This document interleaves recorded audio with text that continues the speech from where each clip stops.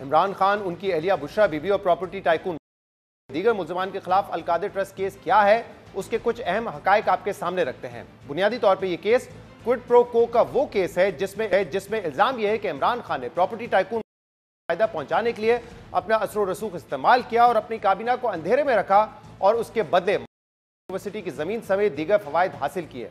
ये वो मामला है जिसका आगाज दिसंबर 2018 में उस वक्त हुआ जब बरतानिया की नेशनल क्राइम एजेंसी ने 2 पाकिस्तानी शहरियों के अकाउंट्स में 20 मिलियन पाउंड फ्रीज किए और फिर अगस्त 2019 में के बैंक अकाउंट से 120 मिलियन पाउंड और 50 मिलियन पाउंड मालियत की वन हाइट पार्क की प्रॉपर्टी को फ्रीज कर दिया गया।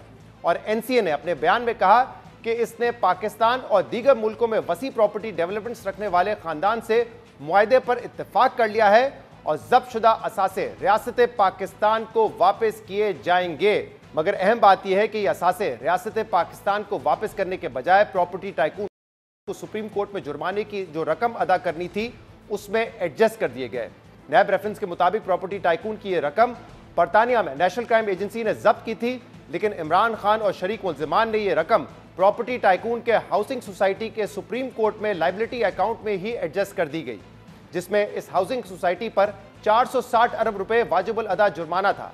अहम बात यह कि उस वक्त पाकिस्तान तहरीक इंसाफ की हुकूमत में यह सारा मामला इमरान खान के मुशीर एहतसाब और एसेट रिकवरी यूनिट के सरबराह शहजाद अकबर देख रहे थे, जिनसे हमारी इस मसले पर तफसीली बहस हुई थी कि एनसीए की जो रकम रियासत पाकिस्तान के अकाउंट में आनी चाहिए थी वो जुर्माने की रकम में एडजस्ट करके सुप्रीम कोर्ट के अकाउंट में क्यों भेजी गई।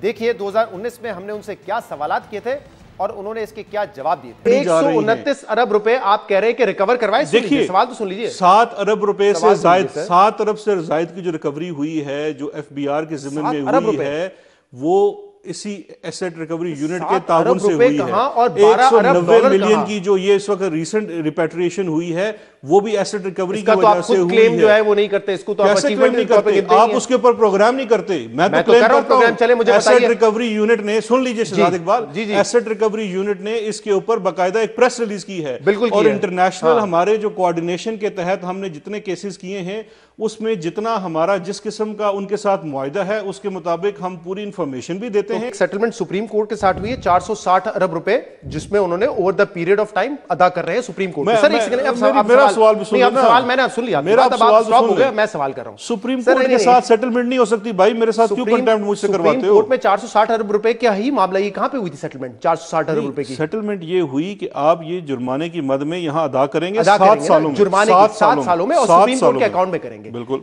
एनसीए ने जो पैसा फ्रीज किया है वो इस बुनियाद पे किया है कि वो सोर्स नहीं डिक्लेयर कर सके, जिस बुनियाद पे एनसीए और मुल्कों के साथ भी कार्रवाई कर चुका है।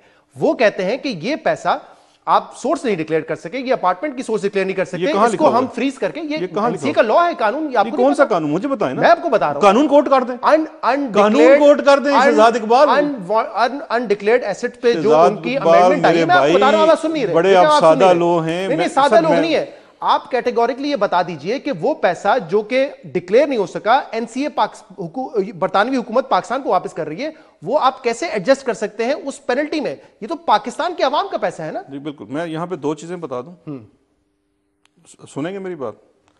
सबसे पहले आपके सवाल के अंदर पहली गलती अनलॉफुल जो वो है कि जी ये यूडब्ल्यूओ जो होते हैं उसके तहत आए हैं, ये एसेट फ्रीजिंग उसके तहत नहीं होती। ये 2017 का एक कानून है जिसके अंदर सस्पिशन के ऊपर पैसा सिर्फ फ्रीज होता है।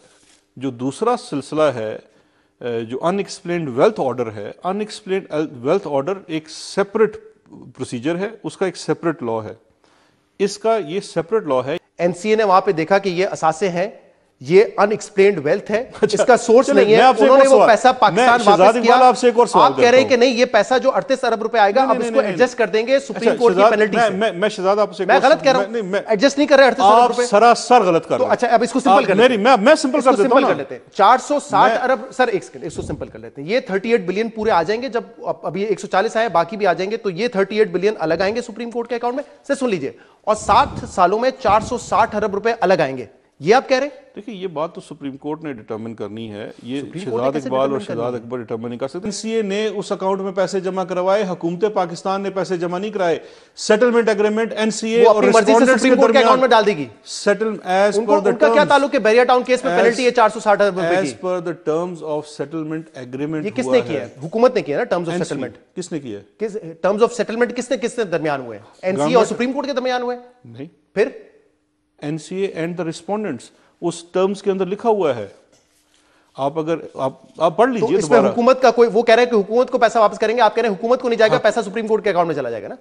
सुप्रीम कोर्ट पैसे घर नहीं लेके जाती, वो हुकूमत की इस पे आप कह रहे हैं कि अगर आप वापस आना चाहते हैं, कल इस पे हम है। दोबारा बहस भी कर लेंगे। इमरान खान पर यह भी इल्जाम है कि दिसंबर 2019 में यह सब खुफिया तरीके से किया गया और काबीना को भी लायन रखा गया।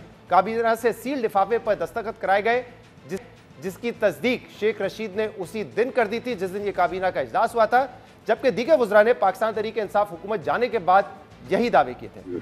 हमें कैबिनेट मीटिंग थी, हमें बताया गया कि इस लिफाफे में मनी लॉन्ड्रिंग का पैसा लंदन में पकड़ा गया 190 मिलियन पाउंड्स, और वो ये किसने बताई? शहजाद अकबर ने या प्राइम मिनिस्टर ने खुद? शहजाद अकबर ने। हमें क्या एतराज़ था अगर कोई कहे कि गवर्नमेंट का पैसा आ रहा है। मुझे अगले दिन किसी को, हम बैठे हुए थे 2-3 वजीर, उन्होंने बताया कि ये तो ये था। मैंने कहा मुझे बता देते, मैं बोल लेता, आप तो नहीं डरते हो, नहीं बोल सकते हो, तो मैं इस पर ऑब्जेक्शन कर सकता था। उस वक्त हमें बिल्कुल समझ नहीं है कि फिर हाथ से निकल चुका था।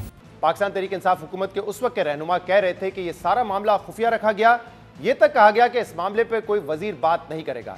इमरान खान और बुशरा बीबी पर यह इल्जाम है कि उन्होंने को माली फायदा पहुंचाया और बदले में माली फायदा हासिल किया।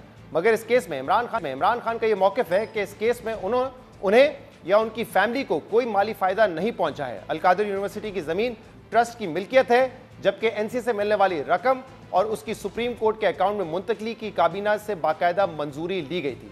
अहम बात यह कि नवंबर 2023 में साबिक चीफ जस्टिस काजी फाइज ईसा के सामने हाउसिंग सोसाइटी के जुर्माने के केस में सुप्रीम कोर्ट भी यह करार दे चुकी है कि एनसीए की जानिब से जब्त की गई रकम सुप्रीम कोर्ट के अकाउंट में गलत मुंतकिल की गई थी।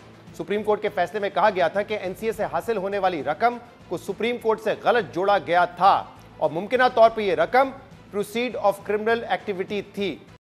के अलावा कोई भी वजाहत के लिए सामने नहीं आया कि यह रकम क्यों सुप्रीम कोर्ट के अकाउंट में भेजी गई। बज़ाहिर यह रकम लायबिलिटी खत्म करने के लिए भेजी गई, जिससे यह मुहावरा याद आता है कि रॉबिंग पीटर टू पे पॉल। इसलिए बैरून मुल्क से मौसूल होने वाली रकम सूद समेत हुकूमत पाकिस्तान को भिजवाई जाएगी।